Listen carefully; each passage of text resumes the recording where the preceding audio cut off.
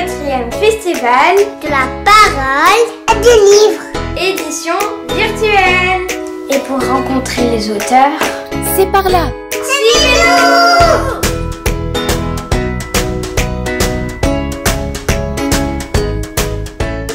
J'écris des livres pour enfants depuis une dizaine d'années pour aider les enfants et également les parents. Les livres permettent de discuter des sujets un peu délicats comme la mort, certains handicaps, des problèmes d'actualité. Chaque livre représente une histoire, des rencontres, parce que mes livres sont préfacés par des psychologues ou des experts de la matière que je traite et des artistes. Chaque livre est illustré par un artiste différent. Donc, je proposerai les 2 derniers livres.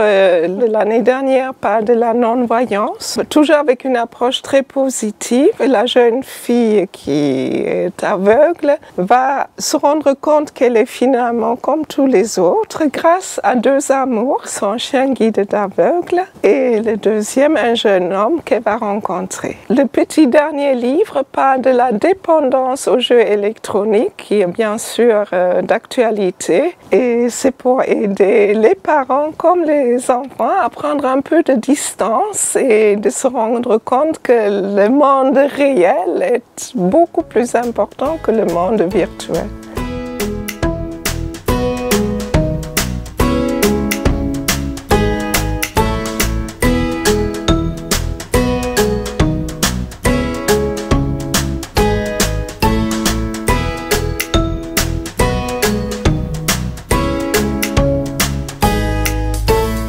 J'écris des livres depuis 30 ans. Qu'est-ce que t'en penses, Hyperbeau, toi? Et Hyperbeau est un de mes fidèles lecteurs. N'est-ce pas, Hyperbeau? Donc j'écris des livres pour les enfants parce que j'aime bien écrire, j'aime bien dessiner, j'aime bien faire rire les enfants. Voilà. Le livre que je vais présenter à Saint-Laurent-du-Var, eh bien, ça sera un livre qui m'a été inspiré par toi. Hein, c'est pour ça qu'il est là. Mais c'est pas l'histoire d'un petit chien, c'est l'histoire d'un petit canard. Un petit canard qui est élevé par un cochon. Et c'est rigolo. Enfin, je pense, j'espère. Qu'est-ce que je souhaite pour les livres? Eh bien, c'est simplement faire rire les enfants, je pense, simplement. Hein, je pense que c'est déjà un sacré travail. Bon, ben voilà. On dit au revoir. Au revoir.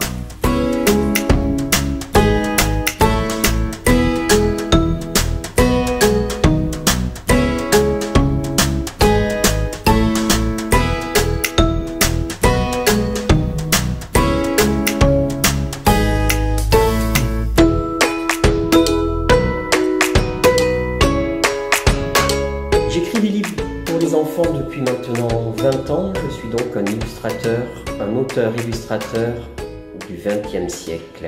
J'écris avant tout des livres pour moi.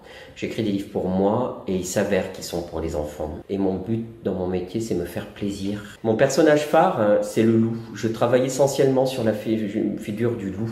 Et le livre que je vous ai présenté aujourd'hui s'intitule « Il était une fois un roi et une raie ». Point de suspension. L'idée de ce livre m'est venue en lisant une histoire à ma fille. Et à la fin d'une page, ça se termine. Le mot était coupé en 2 et se terminait par 3 points de suspension. Je tourne la page et là je me dis mais voilà une idée de livre. Je tourne la page et c'est pas le mot qui est attendu qui suit. Et c'est comme ça que l'idée de ce livre est née. Et donc je vous conseille vivement de le lire, il est trop génial.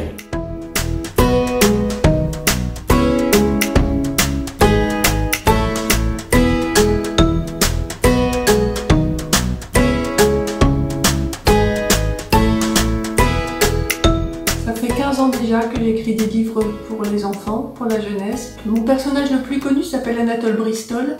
C'est un enfant qui veut être détective quand il sera grand et qui mène déjà beaucoup d'enquêtes et résout de nombreux mystères qui se passent dans son école, qui se passent en sortie découverte ou qui se passent pendant les vacances aussi quelquefois. Voilà.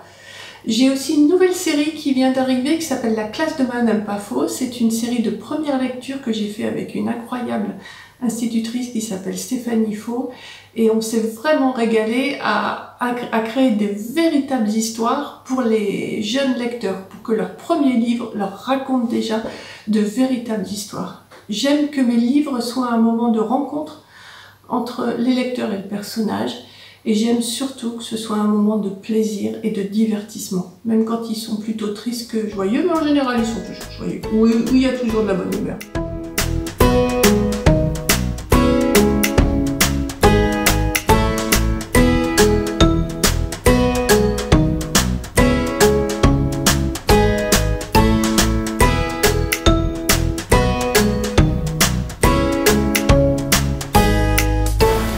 J'écris pour les enfants depuis 2009. J'adore écrire pour eux parce que le texte jeunesse me permet une liberté que je ne ressentais pas lorsque j'écrivais pour les adultes. Mes livres préférés des enfants et de leurs parents restent Dinette dans le tractopelle, une histoire qui se déroule dans un catalogue de jouets entre les pages bleues et les pages roses, ainsi que Le mangeur de son, paru au Québec, qui parle d'un ogre qui mange tous les bruits, ce qui lui pose beaucoup de problèmes puisqu'il vit dans une grande ville dans laquelle il y a beaucoup de bruit. Cette année, je n'ai publié qu'un roman, à cause de la crise sanitaire, qui a décalé mes autres publications à 2021. Donc ce roman, c'est le tome 3 de la série Les Gardiens, dans lequel les héros voyagent de livre en livre à la poursuite de créatures issues de la mythologie grecque.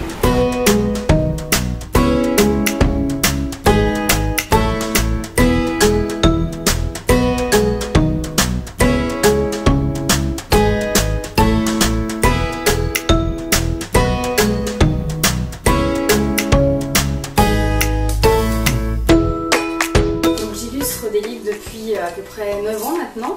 Et après je dessine donc moi depuis que je suis enfant et après j'ai décidé d'en faire mon métier parce que j'aime bien le fait d'avec un outil très simple, à savoir un crayon à papier, pouvoir emporter le lecteur dans un monde imaginaire.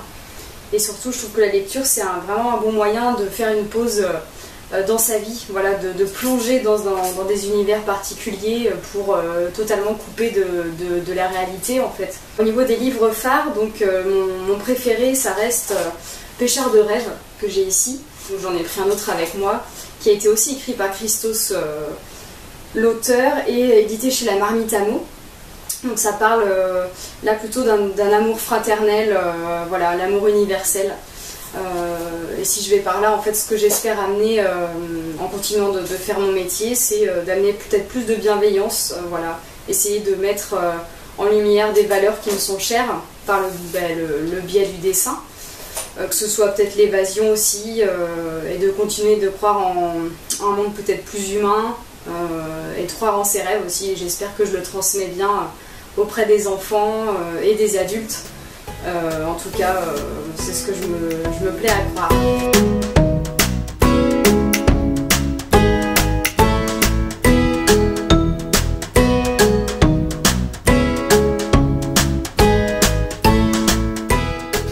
Je fais de l'illustration depuis la fin des années 70, donc depuis assez longtemps. Je fais surtout des livres pour enfants depuis 2002, quand j'ai commencé à écrire mes propres textes d'albums. Mon personnage le plus connu, je pense que c'est mon chat le plus bête du monde, qui est un chat un petit peu particulier, avec une trompe et de grandes oreilles. Le livre que je voudrais vous présenter, c'est un livre qui s'appelle Résidence Beau Séjour. C'est un livre qui parle d'une licorne qui s'appelle Poufy. J'ai imaginé que les licornes étaient un petit peu passées de mode et qu'elles allaient rejoindre d'autres animaux qui avaient aussi perdu un peu de popularité dans une espèce de maison de retraite qu'on appelle Résidence Beau Séjour. Ce que je souhaite que mes albums apportent aux enfants, c'est essentiellement de les amuser, de les faire rire. S'ils peuvent y trouver quelque chose en plus, tant mieux, mais mon but est surtout de les amuser.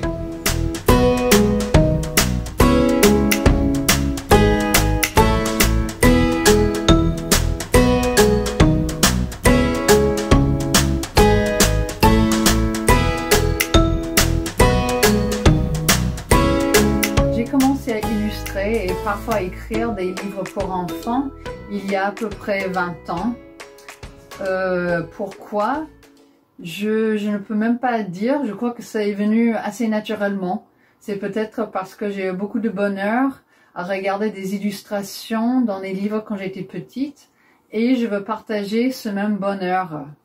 pour mes livres phares, je crois que ça serait la série des agendas, ou maintenant ça s'appelle des carnets. C'est le carnet de l'apprenti écrivain et le carnet de l'apprenti scientifique.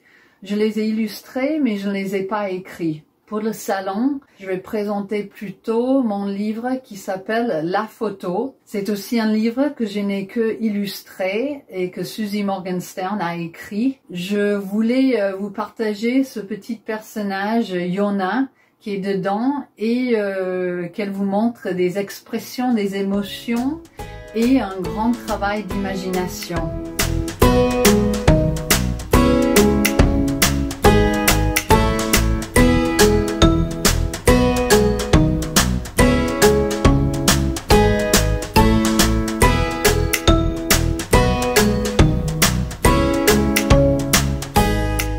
Ça fait une quinzaine d'années que je fais des livres pour la jeunesse, je suis illustrateur. Et dans les livres jeunesse que je réalise, j'essaie de retrouver les livres qui me faisaient rêver quand j'étais enfant, Tintin, Jules Verne, Adèle Blanc-Sec, c'est tous les univers que maintenant je retrouve dans les albums que je réalise. Mes personnages phares sont surtout Sacré-Cœur, le petit garçon d'une dizaine d'années qui vit des aventures extraordinaires dans Paris, au début du XXe siècle, voilà. C'est vraiment l'univers proche d'Adèle Blanc-Sec, de Tintin et Jules Verne dont je parlais juste avant. On va parler des deux derniers, c'est plus simple. L'Automate des buts de Chaumont, voilà, avec Méliès et le début du cinéma. Et puis Les zombies des catacombes, voilà, ça fait frémir. Et puis, ce que j'aimerais surtout, c'est que les enfants, quand ils vont lire mes livres, que ça leur donne envie à leur tour de créer leur propre personnage, leur propre univers et d'imaginer leurs propres aventures de Sacré-Cœur.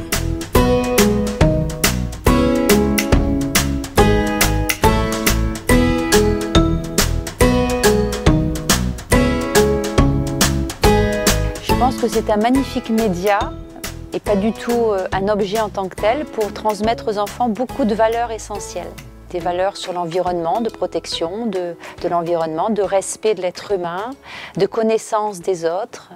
Alors mes personnages phares, je vais plutôt répondre par les personnages, sont des petits héros qui permettent d'opérer un transfert avec l'enfant, que l'enfant l'opère, pour être exact. Donc pour le Mimosa, j'ai créé un petit héros qui s'appelle Mimo. Pour Petit Loup qui a peur, j'ai créé un petit loup, etc. Alors je vais vous présenter deux livres de la collection Contre-visité. Cendrillon veut des baskets et Père Noël doit changer de look. Donc Cendrillon est une petite fille exactement comme les autres, mais qui est dans son château, qui a une longue robe et qui rêve que d'une chose, c'est de rejoindre les enfants de son âge sur les bancs d'une classe dans une école normale et de ne plus rester seule au château. Le deuxième, donc il s'agit de Père Noël doit changer de look. Et donc le Père Noël est un peu acculé par les grandes surfaces qui lui demandent de changer ses habits parce qu'il serait relou. Et le Père Noël est outré, dire mais changer, mais pourquoi toujours changer? Je souhaite que mes livres apportent aux enfants en premier lieu du bonheur, peut-être en second lieu une réflexion sur eux-mêmes, sur la vie, même si ce sont des enfants. On peut tout à fait les faire réfléchir de façon ludique ou légère. Les livres de la collection Contre-visité, donc ce sont des livres que j'ai appelés les livres boîte à outils, parce que tout le monde peut y piocher ce dont il a besoin. L'enfant, le parent, le tuteur, la bibliothécaire. Donc à la fin de ces livres, il y a des activités, un coin philo qui permet de parler avec les enfants de sujets sensibles ou qui les occupent ou les préoccupent, et également une méthode de lecture que j'ai mis au point et qui est basée sur la couleur, la mise en forme de certains mots par leur couleur et leur forme, et qui incite les enfants soit à avoir envie de lire, soit débloque une difficulté de lecture, soit incite à une lecture plus rapide et plus opérationnelle. Le festival de la parole et du livre est maintenant terminé et on vous souhaite une bonne lecture. À bientôt. Vous pouvez commander vos livres sur librairiejeanjaurès.com.